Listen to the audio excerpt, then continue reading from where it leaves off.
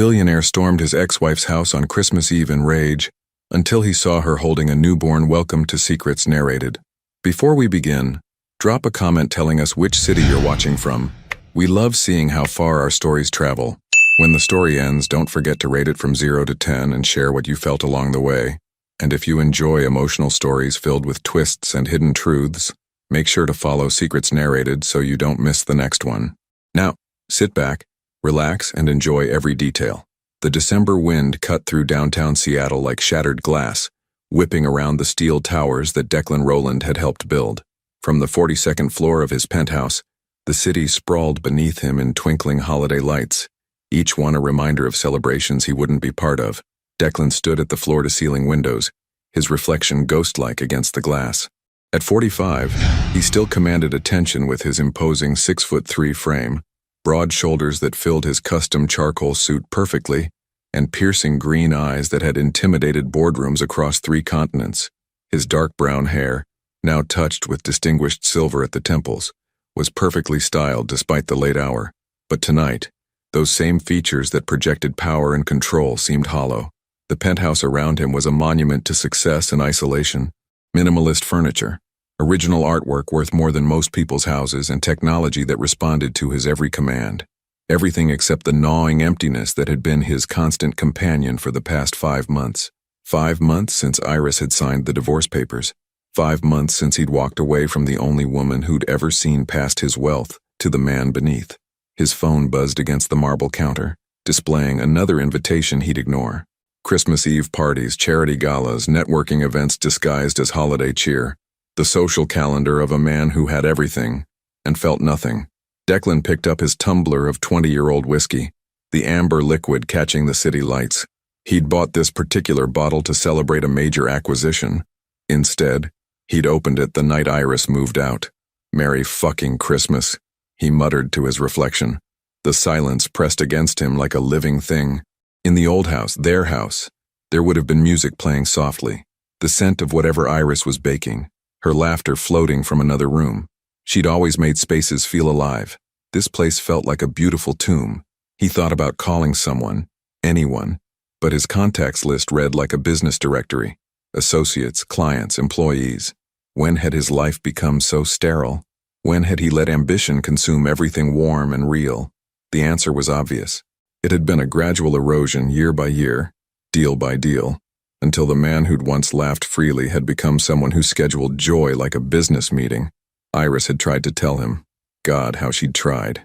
"You're disappearing, Declan," she'd said during one of their final arguments. "Even when you're here, you're not here. I'm losing you to something I can't compete with." She'd been right. He'd been so focused on building his empire that he'd forgotten to live in it. The whiskey burned down his throat, but it couldn't touch the ice that had formed around his chest months ago. Outside, couples hurried through the wind-swept streets, arms linked, faces bright with anticipation. Tomorrow was Christmas.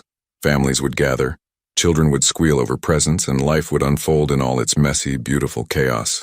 And he would be here, alone with his achievements and his regrets. Unless, the thought hit him like lightning, what if Iris was alone too? What if she was sitting in their old house feeling the same crushing solitude? They'd always spent Christmas together, even before they were married. It had been their tradition. Maybe she missed it. Maybe she missed him. His heart began to race, hope and desperation tangling in his chest. Before he could second-guess himself, Declan was moving, grabbing his keys, his coat. The rational part of his mind whispered warnings, but he shut it down. For once, he wouldn't overthink. For once, he'd follow his instincts. The elevator ride to the garage felt endless. His hands shook as he started the Aston Martin, the engine's purr doing nothing to calm his nerves.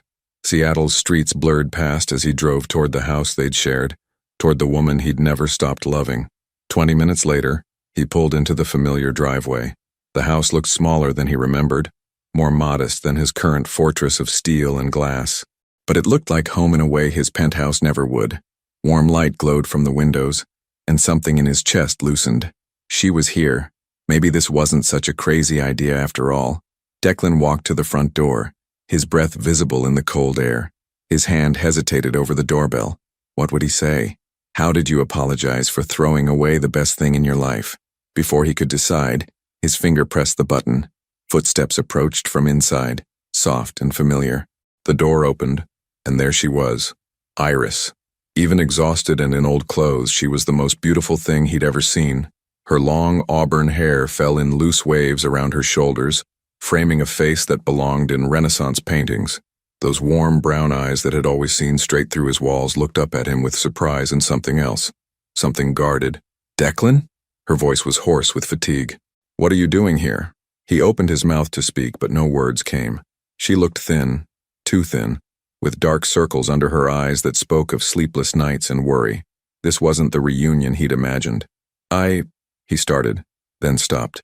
Behind her, he caught a glimpse of the living room he knew so well, but something was different. There were baby things scattered around. Blankets, tiny clothes, a car seat. His blood went cold. "Is someone here?" The question came out sharper than he'd intended. Iris's face went pale and she stepped back slightly. "Declan, you should go." But he was already pushing past her, his heart hammering against his ribs. If she'd moved on, if there was another man, if she'd started a family without him. The living room was exactly as he'd expected, and nothing like he'd feared. There was no other man, no romantic dinner setup, no signs of a new relationship. There was something infinitely more shocking. Iris stood behind him holding a baby.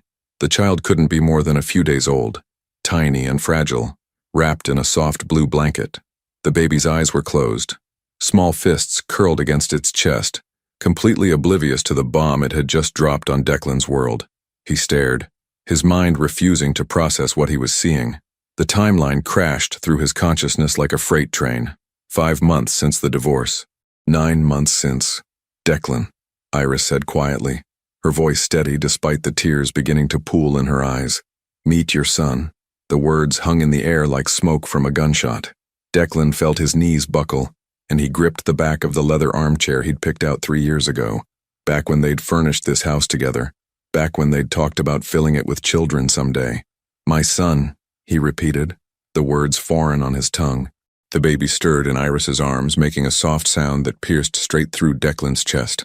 He'd imagined this moment 100 times during their marriage, holding his child for the first time, seeing Iris as a mother, building the family they'd dreamed about, but never like this. Never in the wreckage of everything they'd destroyed. "His name is James," Iris said softly, adjusting the blanket around the tiny form. James Noah. Noah, Declan's middle name. Even after everything, even after he'd walked away, she'd still given their son a piece of him. "Why didn't you tell me?" The question came out raw, broken. He couldn't look away from the baby, from James, from his son. Iris moved to the couch, sitting down carefully, protectively. "You made it very clear what you wanted, Declan. Freedom, no complications, no responsibilities tying you down." The accusation hit like a physical blow. "A baby isn't a complication, Iris. His voice cracked. "He's everything. Is he?" Her eyes flashed with something between anger and pain. "Because 7 months ago, when I brought up starting a family, you said you weren't ready. You said children would interfere with your expansion plans. You said—" "I know what I said." The words tasted like ash. He remembered that conversation, how he'd dismissed her hopes with the casual cruelty of a man who thought he had all the time in the world. How he'd seen the light dim in her eyes when he'd said, "Maybe someday," for the 100th time. Iris stood up, pacing to the window, still cradling James. "I found out I was pregnant 2 weeks after you filed for divorce. 2 weeks after you told me you felt trapped, that marriage was suffocating you, that you needed space to figure out who you were." Each word was a knife between his ribs. He'd said those things, believing them in his arrogance, believing that success meant control, that love meant limitation. "I was going to tell you," she continued, her voice steady but her hands trembling slightly. "I called your office 3 times, but then I remembered what you'd said about children, about not being ready, about needing freedom." She turned to face him, tears threatening to spill. "So I made the choice for you. I gave you exactly what you asked for." Declan ran both hands through his hair, his perfectly styled appearance finally cracking. "You should have told me anyway." "Why?" The question was sharp, cutting. "So you could feel obligated to come back? So you could resent me and resent him for trapping you? So I could watch you count the days until you could escape again?"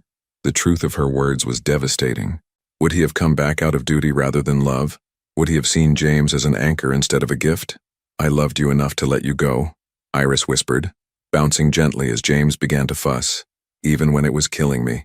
Declan watched her soothe their son with practiced movements, and the realization hit him like a sledgehammer. She'd done this alone. The pregnancy, the birth, the sleepless nights, all of it. While he'd been conquering new markets and accumulating wealth, she'd been growing their child, loving their child, preparing to raise their child as a single mother. The birth? He said suddenly, his voice hoarse. Were you alone? Something flickered across her face. Vulnerability she quickly tried to hide. My sister flew in from Portland. She stayed for a week, but she'd been alone when it mattered. Alone and afraid and bringing his son into the world while he'd been sleeping in his sterile penthouse, completely oblivious to the miracle he was missing. Jesus, Iris. He sank into the armchair, the weight of his choices crushing down on him. I'm so sorry. Sorry doesn't give me back the 3 a.m. feedings, Declan. Sorry doesn't change the fact that I've been doing this by myself for 9 months. Sorry doesn't. Her voice broke, and she pressed her lips together, fighting for control. James chose that moment to let out a sharp cry, and Iris immediately began the careful dance of checking his diaper, his temperature, his hunger. Declan watched, feeling utterly useless, as she handled their son with the competence of someone who'd learned to be everything to this child. Can I help? He asked quietly. She looked at him with something that might have been amusement if it weren't so painful. Do you know how to change a diaper? He didn't. He'd built a multi-billion-dollar company from nothing, negotiated deals that shaped entire cities, commanded rooms full of powerful men with a gesture, but he couldn't change his own son's diaper. I could learn, he said. Everything isn't a business deal you can master with determination, Declan. But her voice had lost some of its edge. Some things require time, patience, being present even when it's inconvenient. The words stung because they were true. How many times had he promised to be somewhere for her, only to cancel for a meeting that couldn't wait? How many moments had he sacrificed for achievements that felt hollow now? James's crying intensified, and Iris moved toward the kitchen. He's hungry. I need to... Breastfeeding? Declan asked, then immediately felt stupid for asking something so obvious. Yes. She paused at the kitchen doorway. You don't have to stay for this. But he found himself following her anyway, drawn by a magnetism he couldn't explain. This was his family. Broken, complicated, maybe irreparable, but his. The kitchen was smaller than his penthouse kitchen, but infinitely warmer. Iris had always been able to make spaces feel lived in, loved. She settled into the window seat they'd built together during their 2nd year of marriage, where she used to sit with her coffee and watch the sunrise. I used to picture this, he admitted, standing awkwardly by the counter. You feeding our baby in this exact spot. Iris looked up, and for a moment her carefully maintained walls cracked just slightly. I know. I remember. The silence stretched between them, filled with the soft sounds of James nursing and the weight of all their broken dreams. Outside, snow had begun to fall, dusting the yard where they'd once planned to build a swing set. What happens now? Declan asked finally. Iris didn't answer immediately. When she did, her voice was tired, infinitely tired. Now you go back to your life and I continue building mine. Nothing has to change. Everything has already changed, he said fiercely. I have a son, Iris. I have a son, and I've already missed the first week of his life. You've missed more than that. The words were quiet, but they landed like grenades.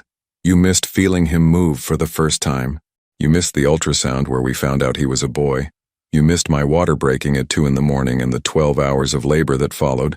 You missed his first breath, his first cry, the moment they placed him on my chest. Each missed moment was a wound, deep and permanent. Declan felt something breaking inside his chest, something that had been cracked for months, finally shattering completely. I can't change that, he said, his voice barely above a whisper. God help me, I can't change any of that. But I'm here now. Iris looked down at James, now sleeping peacefully in her arms. For how long this time? The question hung between them like a blade. Declan stared at Iris, at the doubt written across her face, and felt something fierce and desperate clawing at his chest. Forever, he said, the word coming out with more conviction than he'd felt about anything in years. I'm here forever. Iris's laugh was soft and bitter. You said that about our marriage too. The blow landed exactly where she'd aimed it. Declan flinched, but he didn't retreat. I was different then. I was selfish, ambitious, convinced that your career mattered more than anything else. She shifted James to her shoulder, patting his back gently. What's changed, Declan? What's really changed? Everything. The word screamed through his mind, but he couldn't find a way to make her believe it. How did you prove transformation to someone you'd already failed? Let me stay tonight, he said suddenly. Christmas Eve. Let me stay and help with him. Let me learn. Declan, please. The word came out broken, raw. I know I have no right to ask. I know I've already lost the privilege of being here. But give me one night to show you that I can be different, that I can be what you both need. Iris studied his face for a long moment, and he held his breath. Outside, the snow was falling harder now, painting the world in pristine white. A blank slate, a fresh start. One night, she said finally. But the moment he cries and you head for the door, the moment you check your phone for emails, the moment you make this about your schedule instead of his needs, you leave, and you don't come back. Understood. As if summoned by their conversation, James began to fuss again, his tiny face scrunching in distress. Iris stood, automatically moving into the rhythm of motherhood, checking his diaper, feeling his forehead, making soft, soothing sounds. He's been cluster feeding, she explained, exhaustion heavy in her voice. He eats every hour and a half, sometimes more. The pediatrician says it's normal for newborns, but it means I haven't slept more than 2 hours at a stretch since we came home from the hospital. Declan watched her handle their son with practiced ease, and the gulf between them felt insurmountable. She knew James's cries, his needs, his patterns. Declan knew nothing. Teach me, he said quietly. She glanced at him, surprise flickering across her features. What? Teach me how to hold him, how to know what he needs. I want to learn everything. For a moment, Iris just stared at him. Then carefully she extended James toward him. Support his head. Always support his head. Declan's hands trembled as he took his son for the first time. James was impossibly light, impossibly fragile, and Declan was terrified he'd break something precious beyond repair. The baby's eyes opened, unfocused but alert, and Declan felt his entire world tilt on its axis. Hi, he whispered, his voice thick with emotion. Hi, James. I'm your dad. James made a soft sound, and Declan's eyes filled with tears he didn't try to hide. This was his son, his child, a perfect tiny human being who shared his DNA, his future, his name. He looks like you, Iris said softly, settling beside him on the couch. Same eyes, same stubborn chin. Declan couldn't speak. The weight of James in his arms was nothing compared to the weight of realization crushing down on him. This was what mattered. Not deals, not acquisitions, not the empire he'd built. This tiny person who depended on him completely. I've been such an idiot, he managed finally.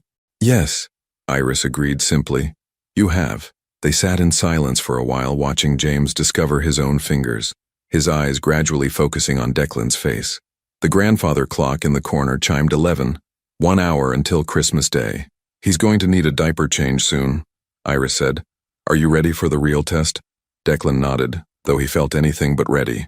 When James began to squirm, Iris guided him through the process, laying out the changing mat, removing the soiled diaper, cleaning carefully with warm wipes. Declan's hands were clumsy, unsure, but he didn't give up. Like this? He asked, fumbling with the tiny diaper tabs. A little tighter. If it's too loose, you'll have a blowout, and trust me, you don't want that at 3 a.m. The domestic intimacy of the moment caught them both off guard. For just an instant, they weren't a divorced couple navigating impossible circumstances. They were parents, working together to care for their child. There, Iris said, as Declan successfully secured the diaper.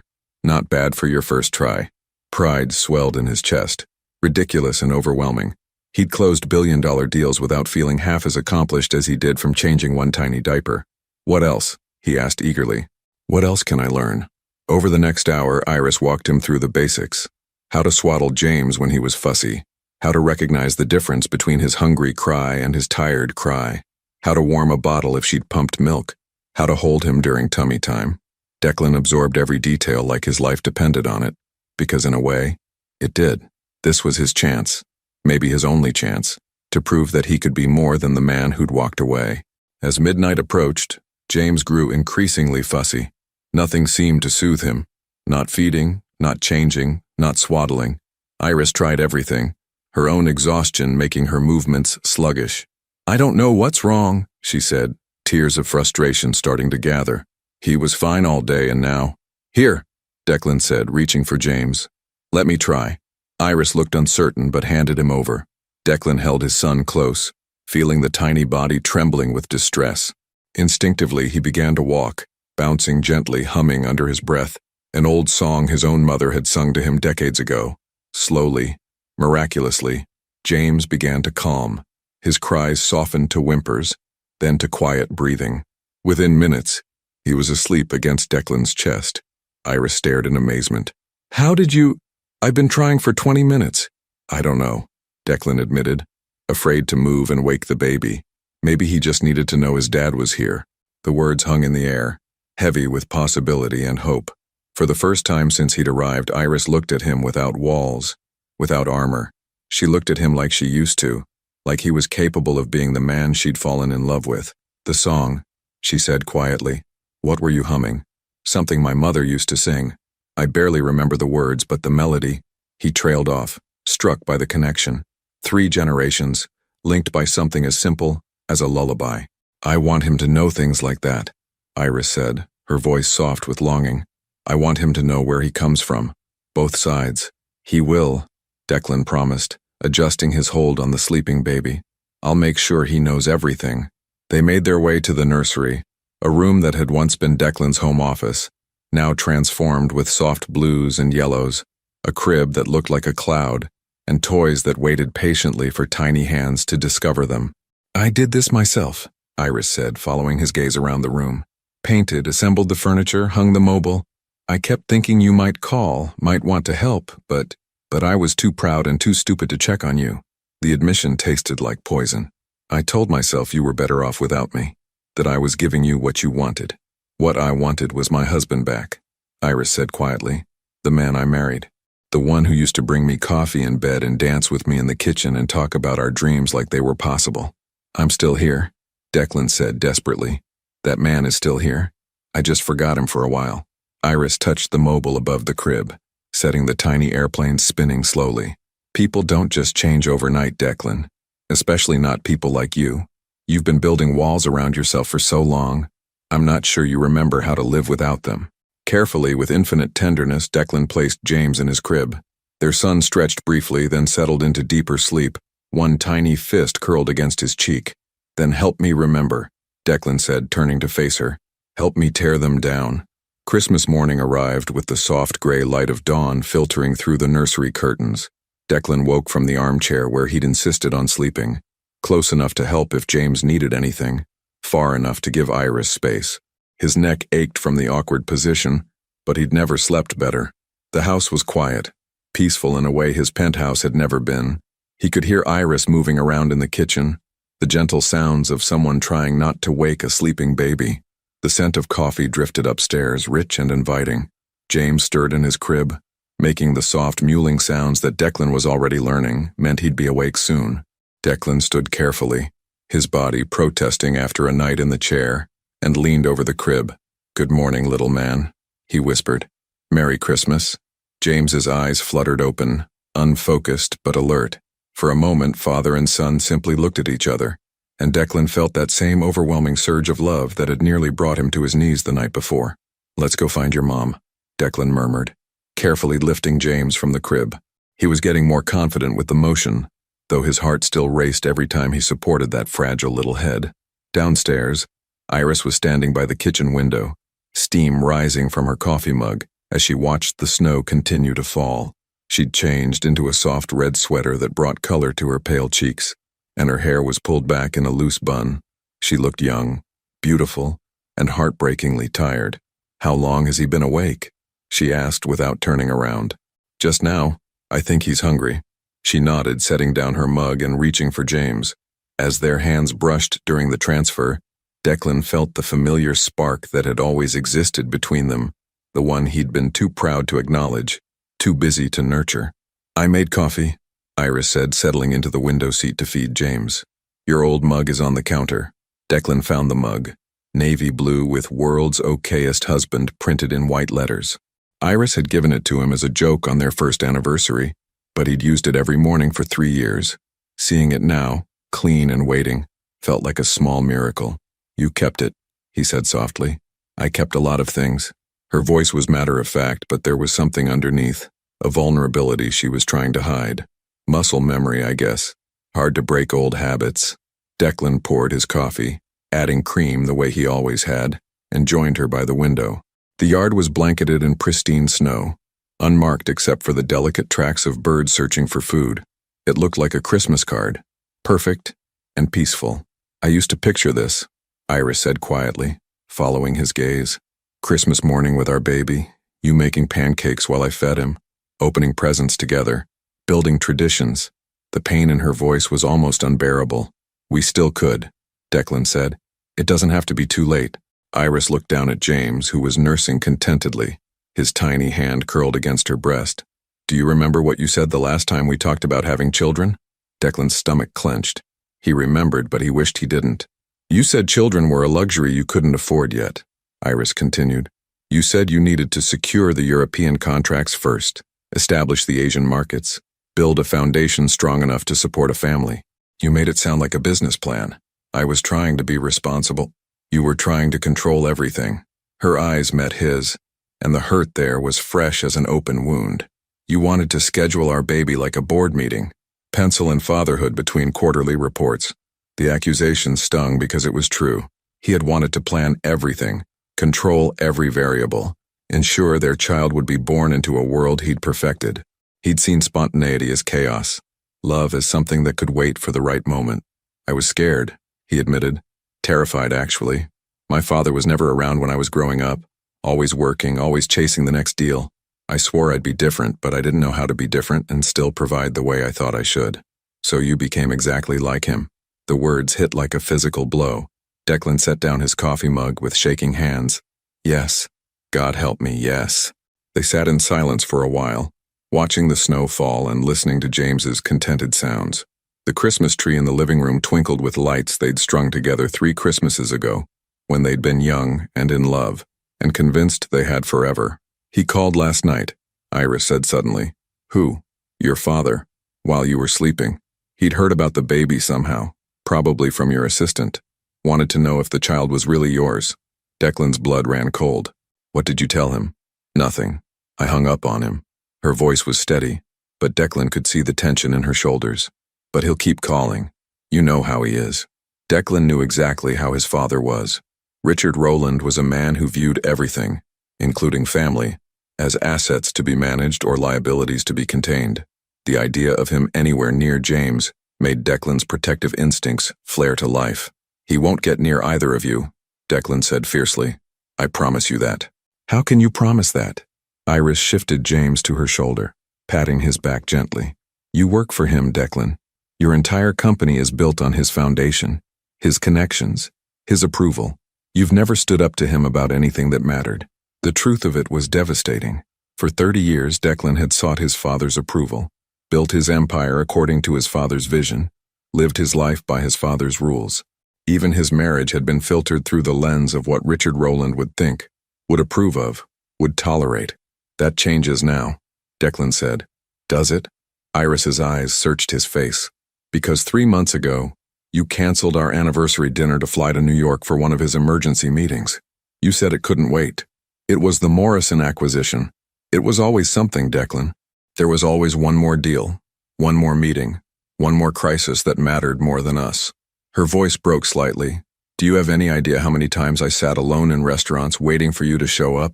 How many times I explained to friends why my husband wasn't at dinners or parties or events that mattered to me? Each word was a knife, precisely placed and devastatingly accurate. He remembered those cancellations, the disappointed look in her eyes that he'd learned to ignore, the way she'd stopped planning things altogether because she couldn't count on him to be there. I thought I was building something for us, he said weakly. You were building something for yourself, and maybe for your father's approval, but not for us. Iris stood, cradling James against her chest. I need to change him. She moved toward the stairs, leaving Declan alone with his coffee and his regrets. Through the window, he could see children playing in the snow across the street, their parents watching from the porch, laughing and taking pictures. A normal family enjoying a normal Christmas morning. Everything he'd thrown away in pursuit of an empire that felt meaningless now. His phone buzzed on the counter. A text from his assistant. Urgent call from Tokyo. The Yamamoto deal needs immediate attention. For a split second, Declan felt the familiar pull, the adrenaline rush of being needed. of being the only one who could solve the problem. His fingers hovered over the phone. Then he heard James crying upstairs, and Iris's soft voice trying to soothe him. Without hesitation, Declan turned off his phone and headed for the stairs. Declan found Iris in the nursery, struggling to calm a fussy James while trying to manage a diaper change with one hand. Her movements were jerky with exhaustion, and he could see tears of frustration gathering in her eyes. "Here," he said softly, moving to help without being asked. "Let me hold him while you get everything ready." For a moment, Iris looked like she might refuse. Then James let out another sharp cry, and she gratefully handed him over. Declan immediately began the gentle bouncing motion that had worked the night before, humming softly under his breath. "The lullaby again," Iris observed, securing a fresh diaper with practiced efficiency. "I can't get it out of my head. It's like he responds to it." Declan watched James's face relax, his cries subsiding to soft hiccups. "Maybe it's genetic memory or something. Or maybe," Iris said quietly, "he just knows his father's voice." The words hit Declan squarely in the chest. His son knew his voice. Despite everything, despite the months of absence, the abandoned promises, the spectacular failure of his marriage, James somehow recognized him as family. "Iris," he began, but she was already moving past him, checking the time on her phone. "I need to call the pediatrician's office. He's been eating every hour instead of every 2 to 3 hours. That's not normal." Her voice carried the edge of a new mother's worry, magnified by handling everything alone. "What can I do?" Declan asked, still holding James, who had settled into peaceful alertness. "Nothing. You can't do anything. This is what I mean, Declan. Parenting isn't a problem you can solve with money or connections or business strategies. Sometimes babies just have off days and you have to ride it out." Before Declan could respond, the doorbell rang. They both froze. "Were you expecting anyone?" Iris asked. "No. Maybe it's carolers." But something cold and familiar was already settling in Declan's stomach. The doorbell rang again, longer this time, more insistent, the sound of someone who expected to be obeyed. "I'll get it," Declan said, handing James back to Iris. "Declan, wait," but he was already heading downstairs, dread building with each step. Through the front door's frosted glass, he could make out the silhouette of a tall man in an expensive coat, a man who commanded attention wherever he went. Declan opened the door, and Richard Rowland swept into the house like a winter storm.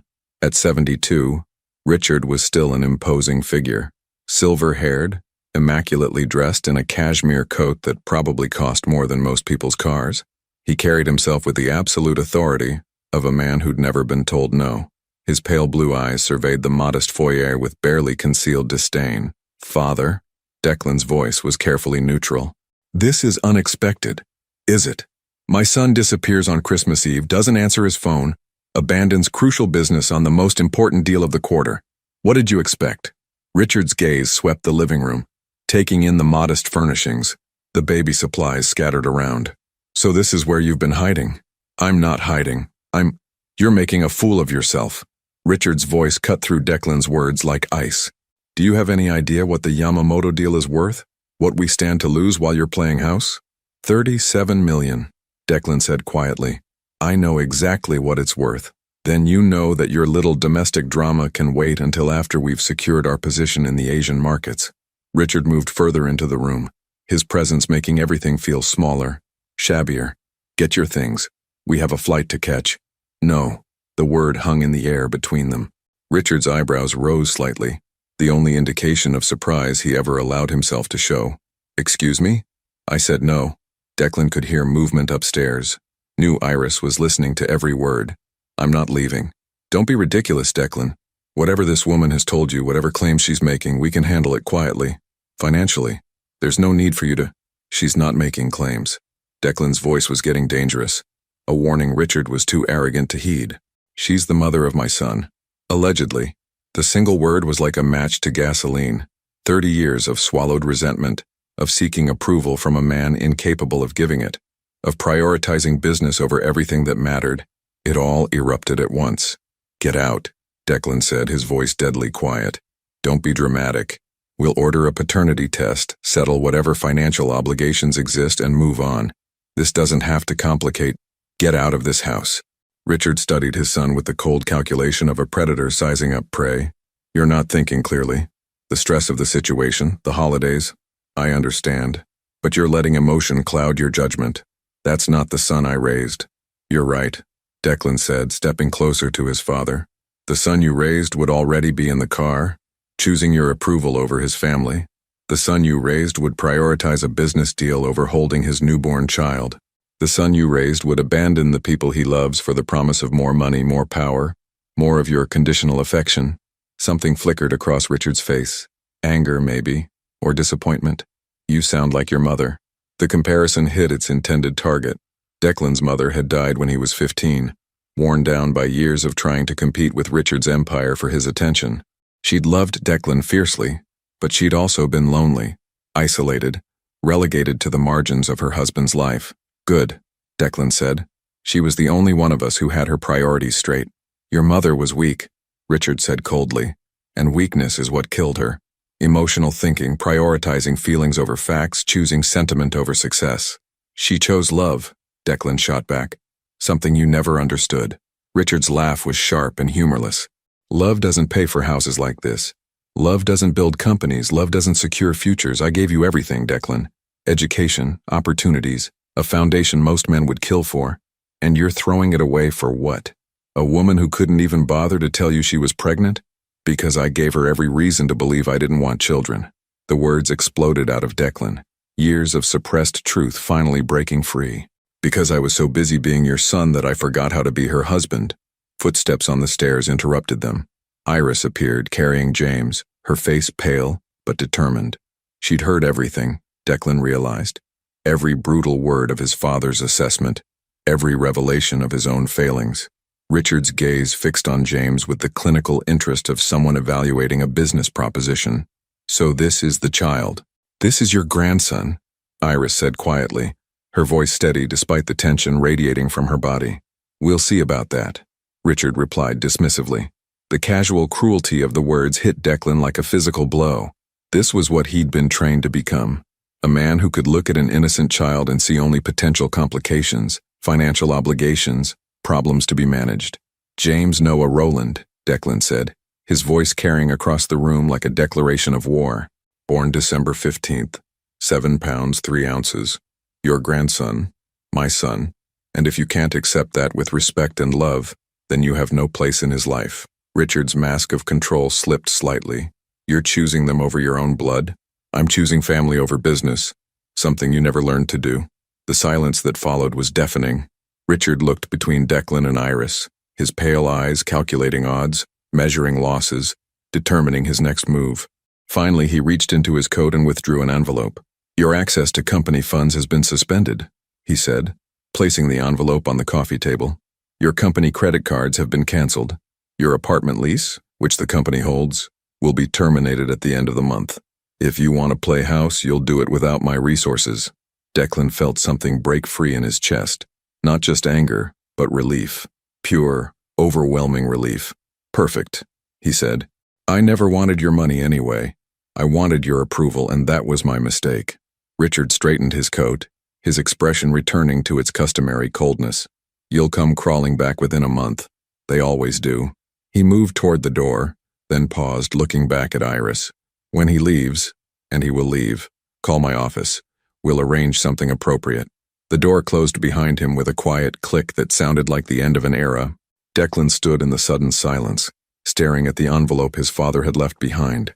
His entire financial foundation gone. His company, probably destroyed. His future, uncertain. He'd never felt freer in his life. The silence in the room was deafening. Declan stared at the closed door, his father's parting words echoing in his mind like a curse.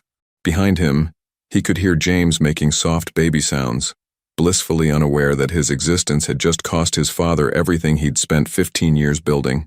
Declan, Iris's voice was barely a whisper. What did you just do? He turned to face her, and the expression on her face made his chest tight.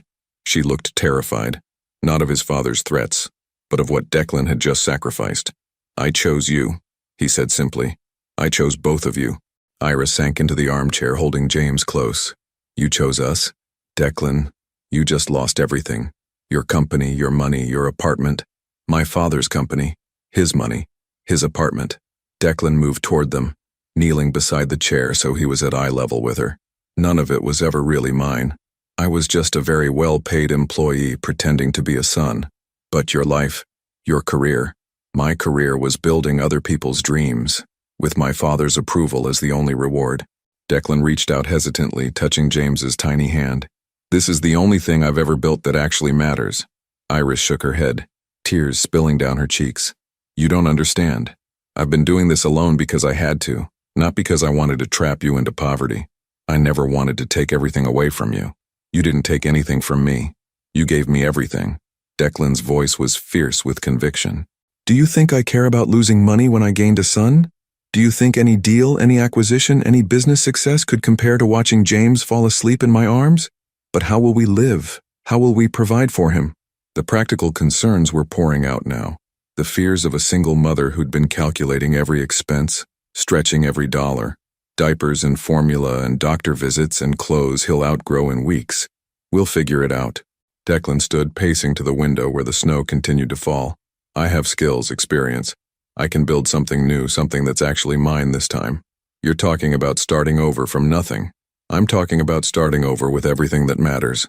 He turned back to her, and she saw something in his eyes she'd never seen before. Not ambition or hunger for success, but peace. Iris, for the first time in my adult life, I feel free. Actually free. James began to fuss, and Iris automatically shifted him to her shoulder, patting his back in the rhythm that had become second nature. Free and unemployed are two different things, Declan. Are they? Because yesterday I had everything I thought I wanted, and I was miserable. Today I have nothing except you and James, and I've never been happier. Iris studied his face, searching for the cracks that would reveal this was just another temporary moment of sentiment, another promise that would crumble under pressure. Your father was right about one thing. This won't be easy. Love doesn't pay bills. No, but love makes everything else worth paying for. Declan moved back to the chair, sitting on the arm so he could see both of them. I've spent so many years chasing money that I forgot what it was supposed to buy. Security, comfort, a future for the people I care about. But what good is any of that if you're too busy earning it to actually be with those people? Pretty words, Iris said, but there was less skepticism in her voice now. But what happens in 6 months when the novelty wears off? When James is teething and crying all night when I'm exhausted and cranky? When the bills pile up and we're eating ramen for the 3rd night in a row? Then we'll eat ramen together. Declan's answer came without hesitation. And I'll walk the floor with him while you sleep. And we'll figure out the bills because that's what parents do. They figure it out. James chose that moment to let out a particularly loud burp, causing both adults to laugh despite the tension. The sound broke something open between them, a small crack in the wall of hurt and doubt that had been building for months. He has good timing, Iris murmured, adjusting James in her arms. He's already smarter than his father, Declan agreed. Knows exactly when to lighten the mood. They fell into comfortable silence, watching James discover his own hands with the fascination of someone encountering magic. Outside, the Christmas morning snow was creating a world that looked clean and new, full of possibilities. I kept expecting you to check your phone, Iris said eventually. When your father mentioned the Tokyo deal, when he talked about millions of dollars at stake, I was waiting for you to excuse yourself to make just one quick call. Did you want me to? Part of me did, she admitted. It would have been easier, in a way, familiar. I'd know exactly where I stood. And now? Iris was quiet for a long moment, studying his face as if memorizing it. Now I'm terrified that I'm starting to hope again. The confession hit Declan like a physical blow. Hope. Such a simple word, but he knew how much it had cost her to allow it back into her heart after everything he'd put her through. I'm terrified too, he said softly, but not of hoping. I'm terrified of screwing this up again. You will screw up, Iris said matter-of-factly. Parenting is 90% screwing up and 10% blind luck. The question is whether you'll stick around to figure it out or disappear when it gets hard. I'm not disappearing. Declan reached out, covering her hand with his. Ever. I don't care if I have to work construction or flip burgers or start a company from our kitchen table. I'm not leaving you to do this alone. Your father will try to destroy you, Iris warned. Men like Richard Rowland don't accept defiance quietly. Let him try. There was steel in Declan's voice, a determination forged in the fire of finally choosing the right side of a fight. I've got something he doesn't understand, something to fight for that actually matters. James made a soft sound, his tiny face scrunching in concentration, as he tried to focus on the Christmas lights twinkling in the window. The sight of his son discovering the world for the first time filled Declan with a fierce protectiveness he'd never experienced. "I want to give him everything," Declan said quietly. "Not money, or status, or material things. I want to give him a father who shows up, who keeps promises, who chooses family over everything else every single time. That's all any child really needs," Iris replied. "To know they're the priority. Then he'll have it." Declan looked at her, his green eyes serious and determined. "We both will." Iris felt something shift in her chest, a wall she'd built to protect herself starting to crack. For 9 months, she'd been preparing to do this alone. For 9 months, she'd convinced herself that she was stronger without him, that James was better off with one parent who was present than 2 parents with 1 foot out the door. But watching Declan hold their son, seeing the way he looked at James like he was witnessing a miracle, it was everything she'd dreamed of during those long, lonely months of pregnancy. "The guest room," she said suddenly. "You can stay in the guest room, for now, while we figure things out." Declan's smile was like sunrise after the longest night. "For now? One day at a time, Declan. That's all I can promise right now. One day at a time is enough," he said, and meant it. It's more than enough. Outside, church bells began to chime, marking Christmas morning officially begun. Inside, a small family sat together in the quiet aftermath of a life-changing decision, watching snow fall and feeling something like hope take root in the space between them. It wasn't perfect. It wasn't guaranteed. But it was real, and it was theirs. And for the first time in either of their lives, that felt like everything. 2 weeks into January, Declan had developed a routine that would have been unrecognizable to his former self. Up at 5:30 for James's early feeding, coffee made the way Iris liked it waiting for her when she stumbled downstairs, diaper changes handled without being asked, and his laptop open on the kitchen table by 7. Building something new from nothing. The guest room had become his temporary office, though he spent most nights in the nursery anyway, sleeping in the recliner so he could handle the midnight feedings. Iris had protested at first, insisting she could manage, but exhaustion had eventually won over pride. "You don't have to prove anything," she'd said on his 3rd night of volunteer duty. "Yes, I do," he'd replied simply, and something in his voice had stopped her from arguing. Now, watching him expertly swaddle James while simultaneously reviewing contracts for his fledgling consulting firm, Iris was beginning to believe that maybe, this version of Declan was real. "The Morrison Group called back," Declan said, securing the swaddle with practiced ease. "They want to meet next week about the infrastructure project in Portland." Iris looked up from her laptop, where she'd been researching daycare costs and trying not to panic about her own return to work in 6 weeks. "That's the 3rd potential client this week. Word travels fast in this industry. Apparently telling Richard Rowland to go to hell is good for business." Declan's grin was sharp, satisfied. "Turns out a lot of people have been waiting for someone to stand up to him. And you're okay with that? Being known as the son who defied his father?" Declan settled James in his bouncy seat where their son could watch the winter sunlight streaming through the windows. "I'd rather be known as the father who chose his son." The words still hit Iris unexpectedly. Even after 2 weeks of watching him live up to them, she'd spent so many months building walls around her heart that learning to hope again felt like learning to walk after a long illness. Tentative, uncertain, but stronger each day.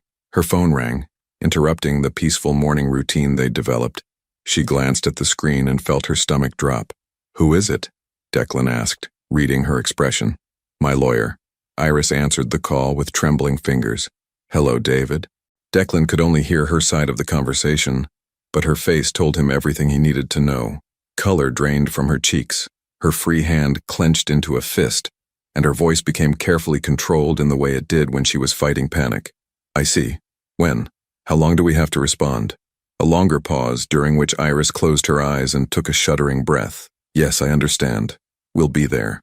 She hung up and sat in silence for a moment, staring at the phone like it might explode. "Iris, what's wrong?" "Your father." Her voice was hollow, defeated. "He's filed for emergency custody of James." The words hit Declan like a physical blow. "What?" "He's claiming that I'm an unfit mother who hid a pregnancy from the father, and that you're in an unstable mental state due to your recent break from reality." Iris's laugh was bitter, broken. "Apparently abandoning a lucrative career for fatherhood is evidence of psychological instability." Declan felt rage building in his chest, white hot and consuming. He can't do this. He has no legal standing. He has money, Declan. Unlimited money and the best lawyers it can buy. And we have, she gestured around the modest kitchen, at the baby supplies crowding the counters, at their careful budget spreadsheets. We have good intentions and a 2-week-old relationship. We have the truth. The truth is that we're divorced parents trying to reconcile while living on your startup income and my maternity leave. Iris stood, pacing to the window with jerky, anxious movements. The truth is that I kept the pregnancy secret, that you abandoned your established career, that we're essentially strangers trying to co-parent a newborn. We're not strangers. Aren't we? She whirled to face him, tears threatening. 2 weeks ago you didn't even know James existed. 6 months ago you walked out of our marriage because you felt trapped. How does that look to a family court judge? Declan felt the walls closing in, the careful progress they'd made crumbling under the weight of reality. His father had found the perfect weapon, not money or business pressure, but the law itself, wielded by people who would see only the facts on paper, not the transformation that had happened in this house. There's more, Iris continued, her voice getting smaller. He's requesting supervised visitation only, pending psychological evaluations for both of us, and he wants James placed in temporary custody with a neutral third party. Who? Him. He's volunteering to provide a stable, financially secure environment while the court determines permanent placement. The calculated cruelty of it was breathtaking. Richard Rowland had found a way to take James while appearing to be the responsible party, the concerned grandfather stepping in to protect his grandchild from unstable parents.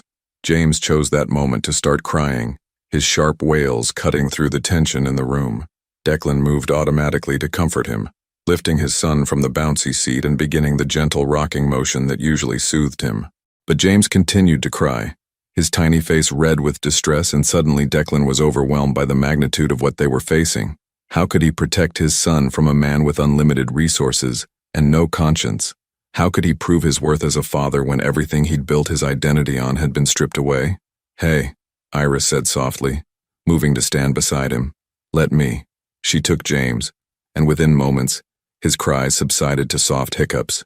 The easy competence of her movements, the way James immediately relaxed in her arms, drove home the truth that Declan had been trying to ignore. She didn't need him to be a good mother. She'd been doing this perfectly well on her own. "Maybe," he said quietly, the words tasting like ash. "Maybe my father is right." "About what?" "About me being unstable. About this being a mistake."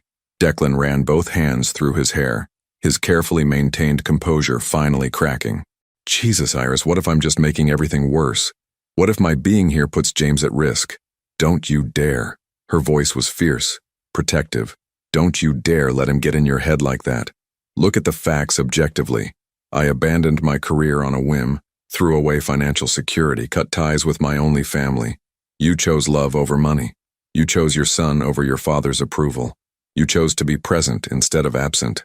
Iris shifted James to one arm so she could reach out and grab Declan's hand. "Those aren't the actions of an unstable man. They're the actions of a father. A father who might lose his son because he doesn't have enough money to fight for him." They stood in the kitchen, the weight of the impossible choice pressing down on them. Outside, the world continued its normal rhythm. Neighbors heading to work, children building snowmen, life moving forward with the assumption that tomorrow would be better than today. "What do we do?" Declan asked finally. Iris was quiet for a long moment, her lawyer's mind working through possibilities, calculating odds, measuring their limited options against Richard Rowland's unlimited resources. "We fight," she said finally. "We get our own lawyer. We document everything. We prove that James is safe and loved and wanted here. With what money? I don't know." Her voice was small but determined. "We'll figure it out. Sell things, borrow money, set up a GoFundMe if we have to. But we don't give up." Declan looked at her, really looked, and saw the woman he'd fallen in love with years ago. Strong, brilliant, fierce when it came to protecting what mattered. She'd been fighting alone for months, and now she was preparing to fight the most powerful man either of them knew. "We fight," he agreed, pulling both of them into his arms. "Whatever it takes." But even as he said the words, Declan could feel his father's shadow falling across their fragile new beginning, threatening to destroy everything they'd started to build. The law office of Martinez and Associates occupied a modest suite in downtown Seattle, a far cry from the marble and mahogany temples where Declan's father conducted business. But Elena Martinez had something Richard Rowland's high-priced attorneys lacked. She genuinely cared about families, not just billable hours. "I won't lie to you," Elena said, spreading the custody petition across her desk like evidence at a crime scene. "This is bad. Richard Rowland is filed in King County, where he has influence, and he's structured this brilliantly from a legal standpoint." Iris held James against her chest, his presence the only thing keeping her grounded as their lawyer dissected the ways they could lose him. Beside her, Declan sat rigid with controlled fury, his hands clenched so tight his knuckles were white. "What do we do?" Iris asked, surprised her voice came out steady. "We prove that James's best interests are served by staying with his parents, not his grandfather. We document the stable home environment you've created, Declan's transformation as a father, and most importantly," Elena paused, her dark eyes serious, "we prove that Richard Rowland's motivations aren't about James's welfare." "How do we do that?" Declan asked. "We find people willing to testify about who Richard Rowland really is. Former employees, business associates, anyone who's seen behind the public facade." Elena leaned forward. "I've been researching him since you called. The man has enemies, Declan. Powerful ones who might be willing to help. My father doesn't leave loose ends," Declan said grimly. "Anyone who could hurt him has already been neutralized or bought off. Maybe not everyone." Elena pulled out a thick file. 3 years ago, Rowland Industries acquired a family-owned construction company in Portland. The acquisition was aggressive, hostile takeover, family forced out. Patriarch had a heart attack during the legal proceedings. Iris felt something cold settle in her stomach. He died, survived, but barely. The family lost everything. Their company, their legacy, their patriarch's health. Elena's voice was carefully neutral. The daughter, Sarah Chen, is now a successful attorney specializing in corporate accountability. She's been building cases against companies like Rowland Industries for years. Declan frowned. "Why would she help us?" "Because she understands what it means to have Richard Rowland destroy your family. And because," Elena smiled slightly, "she's James's court-appointed guardian ad litem." The room went silent except for James's soft breathing and the distant hum of downtown traffic. "The judge appointed a guardian for James?" Iris's voice was barely a whisper. "Standard procedure in contested custody cases involving minor children. Someone independent to investigate and advocate for the child's best interests." Elena's smile widened. "Sarah Chen requested the assignment specifically." Declan felt hope flicker to life in his chest for the first time since David's call. "She's going to help us? She's going to investigate objectively. But given her history with your father," Elena left the implication hanging. Before anyone could respond, Elena's assistant knocked on the door. "Ms. Chen is here for the 3 o'clock. Perfect timing." Elena stood as the door opened. Sarah Chen entered like she owned the room. Compact, elegant, with sharp intelligence in her dark eyes and silver threading through her black hair. She wore a navy suit that spoke of success earned, not inherited, and when she looked at Declan, her expression was unreadable. "Mr. Rowland." Her voice was professionally neutral, but Iris caught the slight tightening around her eyes. "Ms. Caldwell, and this must be James." "Ms. Chen." Declan stood, uncertain how to handle someone who had every reason to hate his family name. "I understand you have history with my father." "History is one word for it." Sarah's smile was sharp as broken glass. "Devastation might be more accurate." The honesty was startling. Iris had expected professional politeness, careful neutrality. Instead, Sarah Chen seemed determined to lay all cards on the table.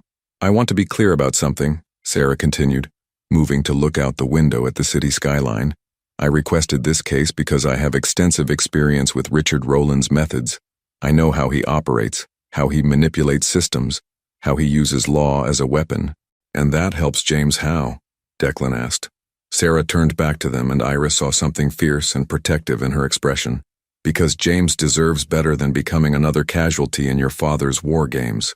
She pulled out a tablet and stylus, settling into the chair across from them with practiced efficiency. "I need to understand the timeline. Everything, from the separation, to the reconciliation, to this custody filing." For the next hour, they laid bare their story. The breakdown of their marriage, Iris's hidden pregnancy, Declan's Christmas Eve confrontation, the revelation about James, the weeks of tentative rebuilding. Sarah listened without judgment, taking notes, occasionally asking for clarification. "The Christmas Eve incident," she said finally. "You went to Iris's house believing she'd moved on with someone else?" Declan nodded, shame heating his face. "I was angry, jealous. I thought she was celebrating without me, and instead you found her alone with a newborn." Sarah made a note. "How did that feel? Like I'd been hit by a truck. Like everything I thought I knew about myself was wrong. And now, 2 weeks later?" Declan looked at James, sleeping peacefully in Iris's arms, and felt the familiar surge of fierce protectiveness. "Now I can't imagine wanting anything else." Sarah studied him for a long moment. "Your father believes this is a temporary obsession, that you'll return to your old life once the novelty wears off." "My father is wrong. Prove it." The challenge hung in the air between them. Sarah Chen wasn't going to take anything at face value. Not Declan's transformation, not Iris's forgiveness, not their fragile new beginning. "How?" Iris asked. Sarah stood gathering her materials with brisk efficiency. "I'm going to spend the next 2 weeks investigating everyone involved in this case. I'll interview neighbors, employers, medical professionals, anyone who can speak to James's current living situation and his parents' capabilities." She paused at the door, looking back at them with something that might have been sympathy. "But I'll also be investigating Richard Rowland, his motives, his methods, his fitness as a potential guardian." Her smile was cold and satisfied. "And unlike most people who cross him, I have nothing left for him to take away." After Sarah left, the 3 adults sat in stunned silence. Outside, Seattle's afternoon bustle continued, oblivious to the legal battle brewing in the modest office above. "She's going to help us," Iris said finally, though she sounded like she was trying to convince herself. "Maybe." Elena gathered the scattered papers. "Or maybe she'll decide James really would be better off with his grandfather's resources." "She won't," Declan said with quiet certainty. "She knows what my father does to families. She won't let him do it to ours." But even as he said the words, Declan felt the weight of the coming investigation. 2 weeks for Sarah Chen to decide James's future. 2 weeks to prove that love was enough to overcome money, that transformation was possible, that family could be rebuilt from the ashes of mistakes. 2 weeks to save everything that mattered. Iris reached over and took his hand, her fingers intertwining with his. "Whatever she finds, we face it together." "Together," Declan agreed, holding both his son and his wife's hand like lifelines. But as they left the office and stepped into the Seattle afternoon, Declan couldn't shake the feeling that his father's shadow was following them, waiting for the moment when their fragile unity would crack under pressure.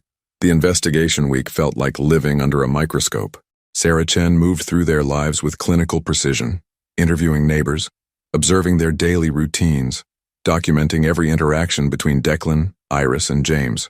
She arrived unannounced at 7 in the morning to witness feeding time, stayed through dinner to observe bedtime routines, and somehow managed to be both invisible and omnipresent.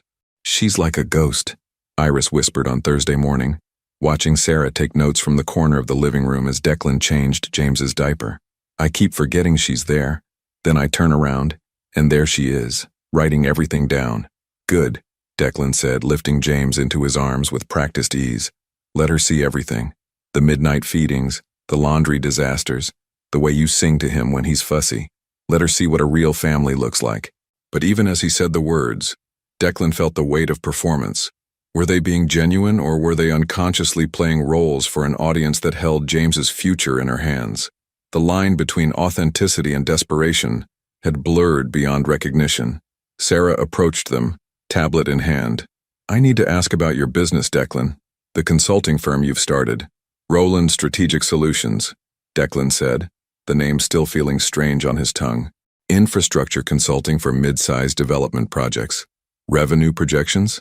Conservative estimates put us at breaking even by month 6, profitable by year 1. Declan handed James to Iris and pulled out his laptop. "I have 3 confirmed contracts, with 2 more pending. It's not the empire I left behind, but it's sustainable." Sarah studied the financial projections with the intensity of an auditor. "These clients, they know about your situation with your father?" "Most of them. Word travels fast in this industry." "And they're comfortable working with someone who's essentially been disowned by Richard Rowland?" Declan's smile was sharp, satisfied. "They're thrilled to work with someone who's finally free of Richard Rowland." That afternoon, Sarah interviewed their neighbors, their pediatrician, even the grocery store clerks who'd seen them shopping for baby supplies. She was building a case, piece by methodical piece, and Iris found herself holding her breath every time someone disappeared into Sarah's rented office space downtown. Friday morning brought the blow they'd been dreading. "There's a problem," Sarah said, entering the house with an expression that made Iris's blood run cold. Richard Rowland has filed a motion claiming new evidence of parental unfitness. What evidence? Declan demanded. Sarah pulled out a manila folder, spreading photographs across the kitchen table like accusations. They showed Declan leaving the house at various times over the past week. Early morning, late evening, always carrying his laptop bag. He's claiming you're still prioritizing work over family, that you've been conducting business meetings during what should be family time, that your behavior hasn't fundamentally changed. Iris felt the world tilt beneath her feet. But those photos, he was going to client meetings. That's how you build a business. I know, but Richard's lawyers are spinning it as evidence that Declan reverts to workaholic patterns the moment there's pressure. They're arguing that he'll abandon family responsibilities the instant his business demands it. That's not what's happening, Declan said fiercely. I believe you, but perception matters in court. Sarah sat down heavily, suddenly looking every one of her 50-something years. There's more. Richard has hired a private investigator who's been documenting your routines, your interactions, even your stress levels. They have footage of arguments. What arguments? Iris interrupted. Sarah pulled out another photo. It showed Iris and Declan on the front porch 3 days ago, both gesturing animatedly. To an outside observer, it looked like a heated disagreement. In reality, they'd been debating whether James preferred Mozart or lullabies, laughing at their own intensity about something so trivial. Context doesn't matter in still photographs, Sarah said grimly. Richard's team is building a narrative of instability, of parents who can't agree on basic childcare decisions. The calculated cruelty of it was breathtaking. Richard Rowland had turned their attempt to build a life together into evidence against them, twisted their learning process into proof of incompetence. What else? Declan asked, his voice deadly quiet. Financial pressure. They're highlighting the contrast between James's current living situation and what Richard could provide.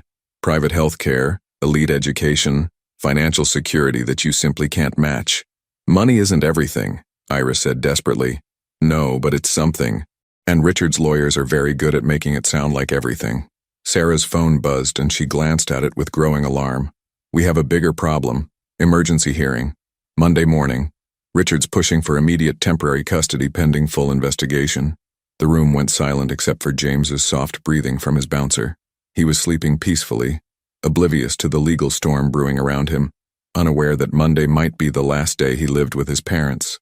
He's not going to wait for the investigation to conclude, Declan realized. He's going to force a decision before we can build our case. Exactly. He knows time favors you. The longer James stays with you two, the more obvious it becomes that he's thriving here. So he's accelerating the timeline. Iris felt panic rising in her throat, threatening to choke her. What do we do? Sarah was quiet for a long moment, staring at the photographs that had been weaponized against them. When she looked up, her expression was resolved. Dangerous. We fight dirty, she said simply. What do you mean? I mean we stop playing defense and start playing offense. I've been investigating Richard Rowland this week too, and I've found some very interesting information about his fitness as a potential guardian. She pulled out another folder, this one significantly thicker. Did you know that Richard has a history of using family members as leverage in business deals? That he's threatened to cut off grandchildren from their trust funds to force compliance from his adult children? Declan felt something cold settle in his stomach. I didn't know he'd done it to others, but it doesn't surprise me. There's more. Tax irregularities, environmental violations covered up through political connections, employees forced into NDAs after workplace incidents. Sarah's smile was sharp as a blade. Richard Rowland has spent decades building an empire on other people's silence, but some of those people are finally ready to talk. Will it be enough? Iris asked. It'll have to be, because Monday morning, we're going to present evidence that Richard Rowland isn't just an unfit guardian. He's a danger to any child in his custody.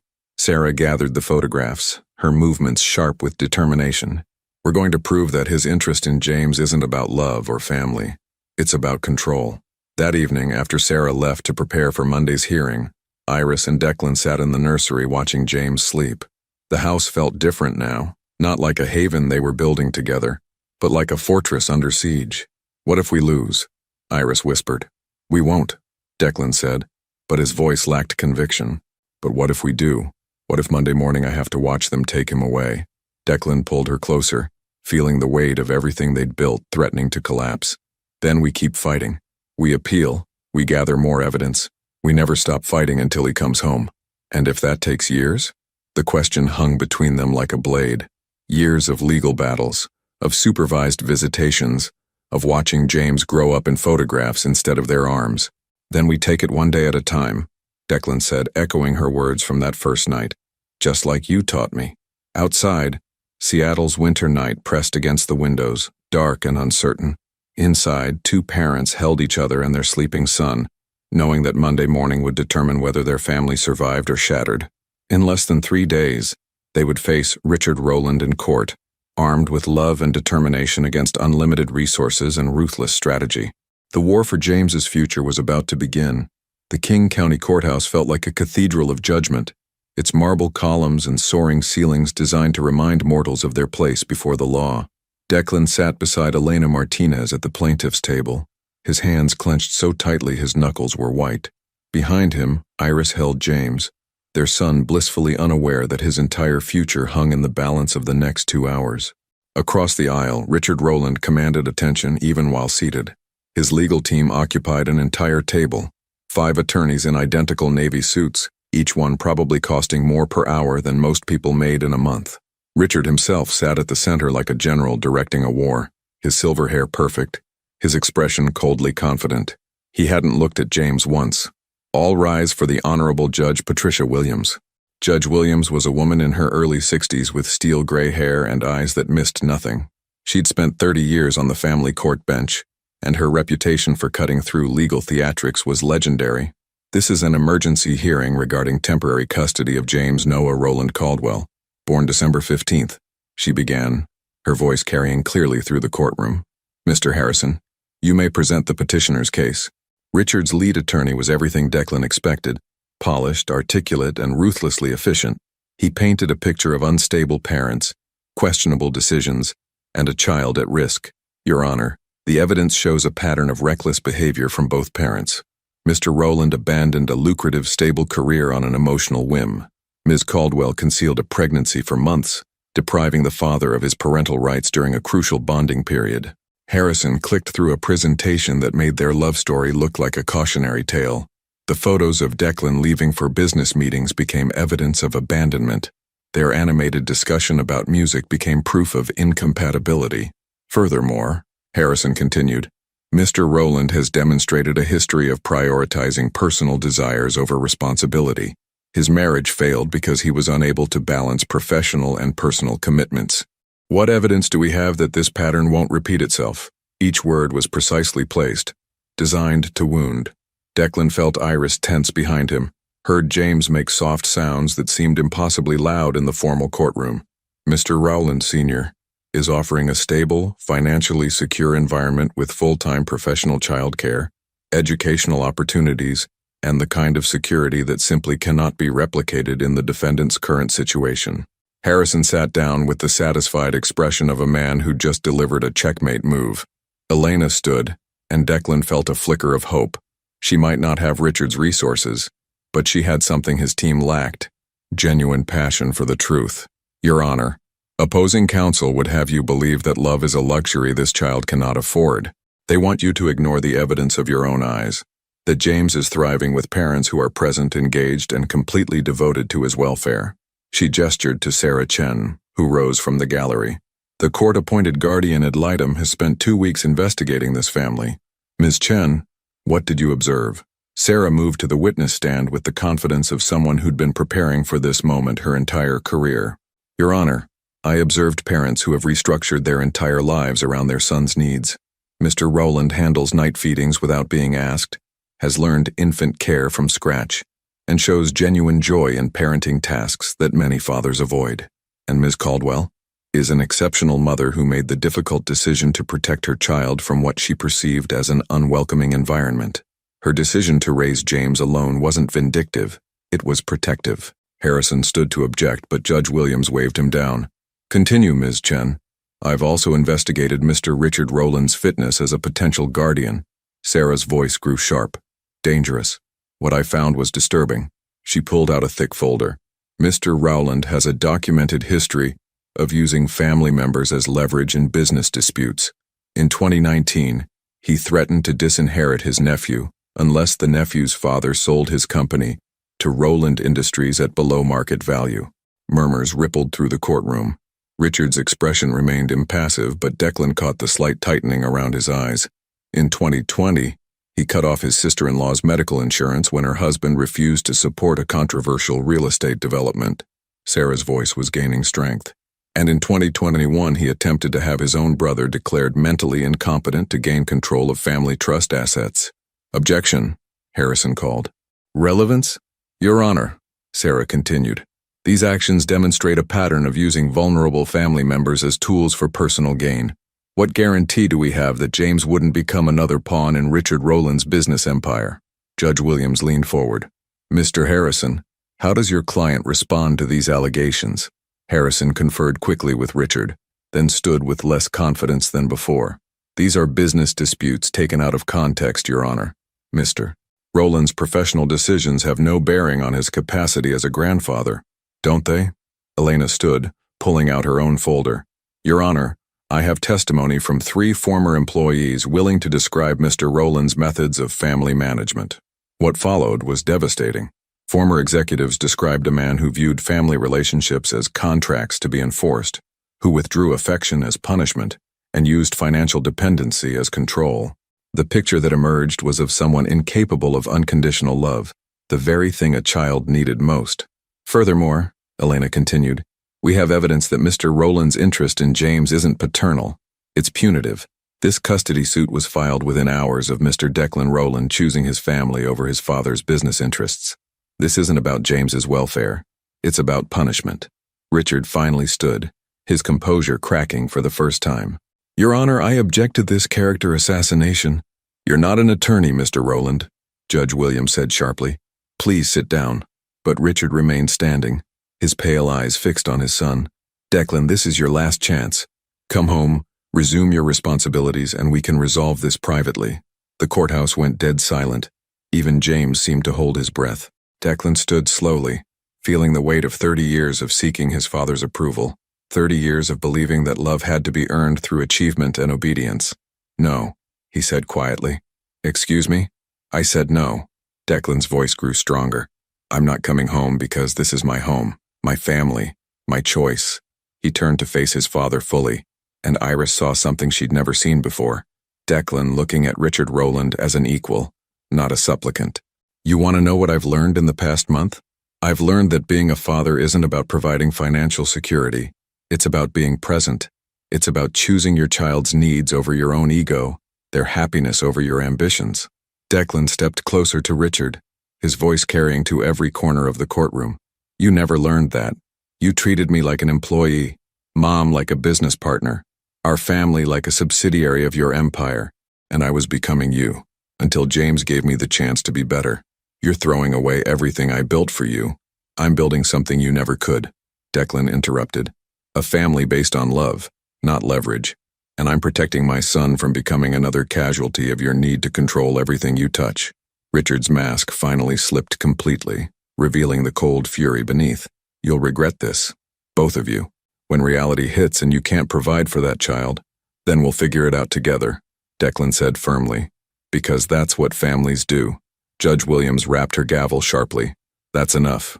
Mr. Rowland, Sr., return to your seat or I'll have you removed. Richard sat slowly, his pale eyes promising retribution. Judge Williams reviewed her notes for several long minutes while the courtroom held its collective breath. Finally, she looked up. I've heard enough. The petition for emergency custody is denied. Iris felt her knees buckle with relief. Behind her, she heard someone in the gallery, probably Sarah, let out a quiet, yes. Furthermore, Judge Williams continued, I'm dismissing the entire custody case. The evidence shows that James is in a loving, stable home with parents who are committed to his welfare above all else. Mr. Richard Rowland's motivations appear to be punitive rather than protective, which disqualifies him from consideration as a guardian. She rapped her gavel once more. Case dismissed. The courtroom erupted in subdued celebration from their side. Angry whispers from Richard's team. Declan felt Iris's arms around him, felt James pressed between them, and realized he was crying. They'd won. Their family had survived. As they gathered their things to leave, Richard approached one final time. His legal team had already dispersed, his confidence shattered. This isn't over, he said quietly, his voice carrying the promise of future warfare. Yes, it is, Declan replied, holding his wife and son. For the first time in my life, it really is. Richard Rowland walked away alone, his empire intact but his family lost forever. Outside the courthouse, Seattle's February sunshine felt like benediction. They had won more than a legal case. They had won the right to build their future on their own terms, with love as their foundation instead of fear as their motivation. James chose that moment to smile, his first real, unmistakable smile, and both his parents knew they'd made the right choice. 18 months later, the house on Maple Street had transformed from a place of refuge into a true home. Children's toys scattered across the hardwood floors, finger paintings decorated the refrigerator, and the sound of laughter filled rooms that had once echoed with uncertainty. Through the kitchen window, Seattle's summer sunshine illuminated a backyard where a wooden swing set stood beneath the old oak tree, exactly where Iris had always imagined it would be. Declan pushed James on the baby swing, their 18-month-old son squealing with delight at each gentle arc. At this age, James was pure joy in motion, chubby legs kicking, dark hair catching the light, green eyes sparkling with his father's intelligence and his mother's warmth. He babbled constantly now, a mix of real words and excited nonsense that his parents translated as easily as any language. "Higher, Daddy," James demanded, though it came out as "higher, Dada." "Higher it is, buddy," Declan laughed, giving the swing another gentle push. From the back porch, Iris watched her husband and son with a contentment she'd never thought possible. Declan had kept every promise he'd made that Christmas Eve. He'd learned to braid hair, useful for when James went through his phase of wanting ponytails, mastered the art of negotiating with a toddler, and somehow managed to build a thriving business while never missing bedtime stories. Rowland Strategic Solutions now employed 12 people and had offices in 3 cities. But Declan's definition of success had fundamentally changed. He measured wealth in James's first words, profitable quarters in family vacations, and return on investment in his son's laughter. "Mama, Mama, look!" James spotted Iris and began an elaborate wave that nearly sent him tumbling from the swing. "I see you, baby," Iris called back, her heart full.